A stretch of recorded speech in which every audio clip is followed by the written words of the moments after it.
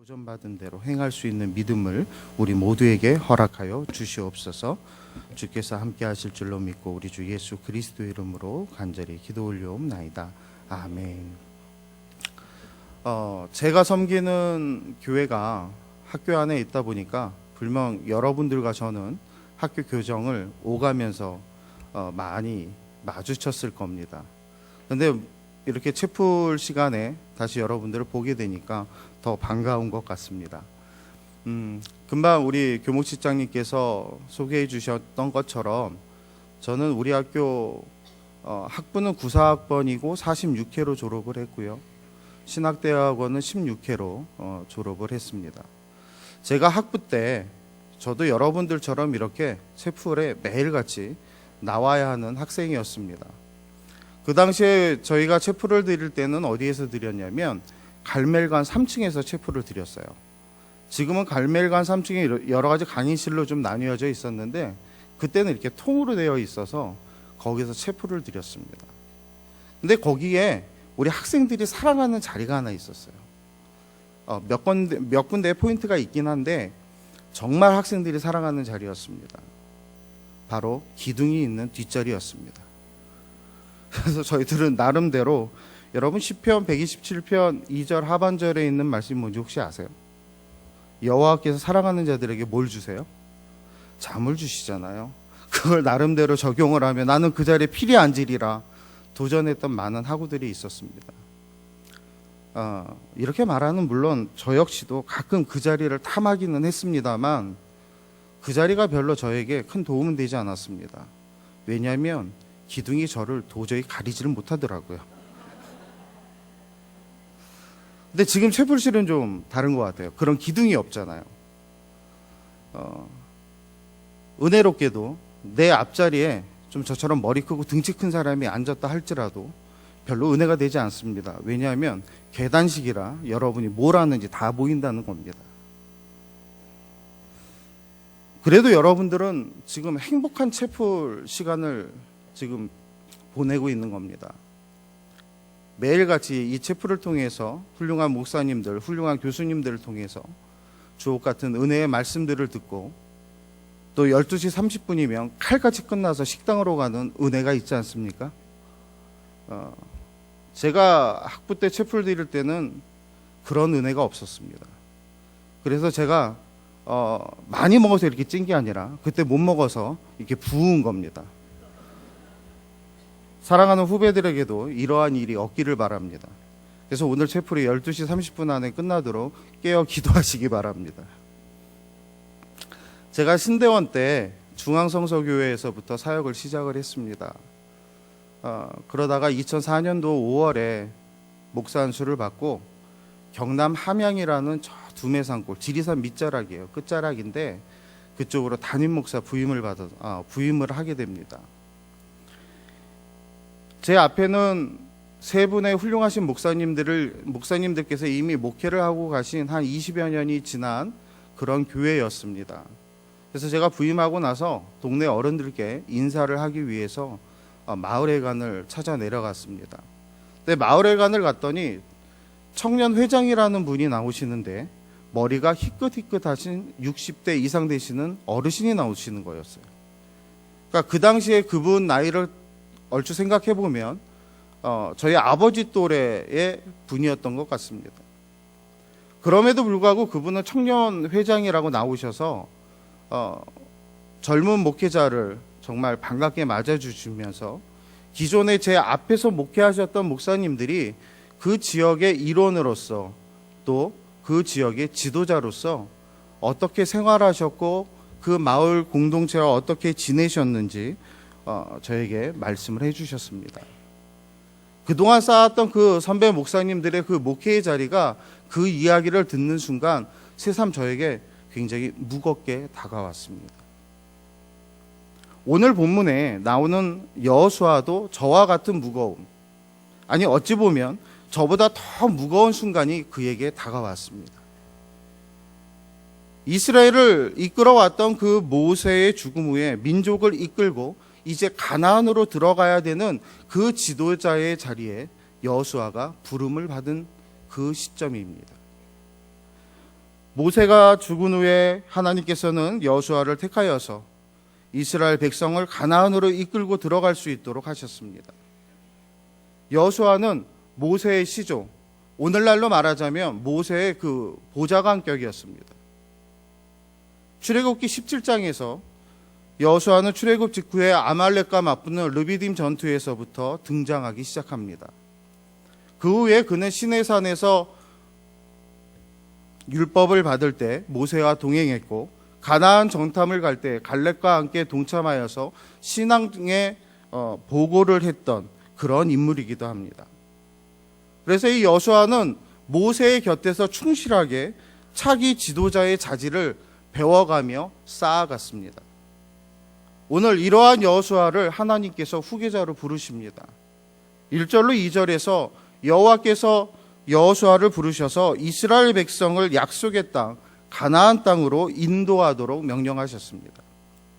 이때 여호수아의 심정이 여러분 어떻겠습니까?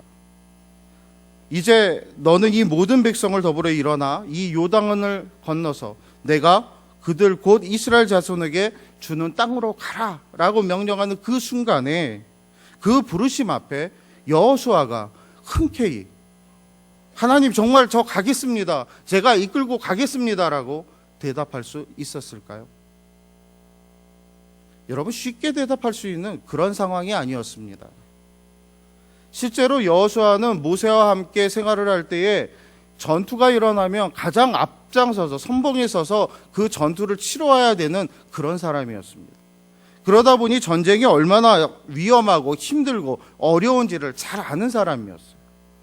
그런 그가 이제 지도자의 자리로 올라간다는 것, 그것을 받아들인다는 것, 결코 쉬운 대답은 아닙니다.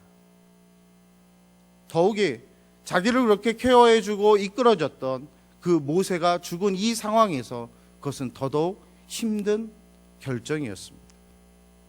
그동안 이스라엘 백성들은 모세라는 걸쭉한 지도자를 통해서 출애굽하여서 버틸 만큼 버틸 수 있을 버티며 그렇게 광야의 생활을 해왔습니다.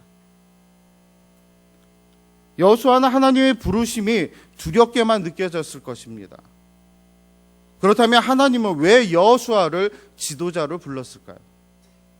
우리가 여호수아를 이스라엘의 지도자로 택하신 하나님의 의도를 정확하게 말할 수는 없겠지만, 적어도 여호수아는 하나님만을 향하고 하나님만을 바라다보며 하나님과 함께 하려고 애썼던 사람인 것을 우리는 알 수가 있습니다.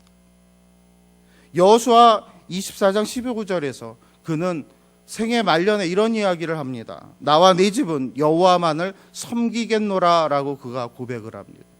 그의 이러한 고백을 통해서 볼 때도 여호수아는 정말로 하나님만을 바라다보는 지도자였습니다. 하나님은 이스라엘 지도자로서 여호수아를 부르시면서 그런 그의 심정을 누구보다도 잘 알고 계셨습니다. 그래서 하나님은 여호수아와 언약을 맺습니다.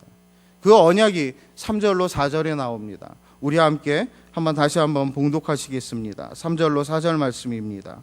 내가 모세에게 말한 바와 같이 너희 발바닥으로 밟는 곳은 모두 내가 너희에게 주었노니 곧 광야와 이 레바논에서부터 큰 강 곧 유브라데 강까지 해 족속의 온 땅과 또 해지는 쪽 대해까지 너희의 영토가 되리라. 아멘. 즉 이스라엘이 장차 차지하게 될 가나안의 동서남북의 경계선을 하나님이 지금 여호수아에게 말씀해 주고 있는 거예요. 440년 동안 애굽에서 종노릇하며 지내던 이스라엘 백성들이 가나안 땅을 얻게 될 거라는 그 약속을 받고 광야에서 40년을 생활을 합니다. 40년을 생활하다 보면 여러 가지 일들을 만나게 되고 여러 가지 풍지풍파를 만나는 그 과정 속에서 그들이 그 약속을 흐릿하게 잊어버릴 만한 그 시점, 아니 어찌 보면 잊었을 수도 있습니다. 많은 이스라엘의 민족들이 잊을 수도 있어요. 그런데 오늘 주님께서, 하나님께서 다시 한번 여호수아를 통해서 그 약속을 확인시켜주고 계십니다. 너희가 장차 그 땅을 차지하게 될 것이라고 말씀해주고 있는 것입니다. 가히 상상할 수도 없는 그런 놀라운 복이 그들에게 주어졌던 것입니다. 뿐만 아니라 5절에서는 이렇게 얘기합니다.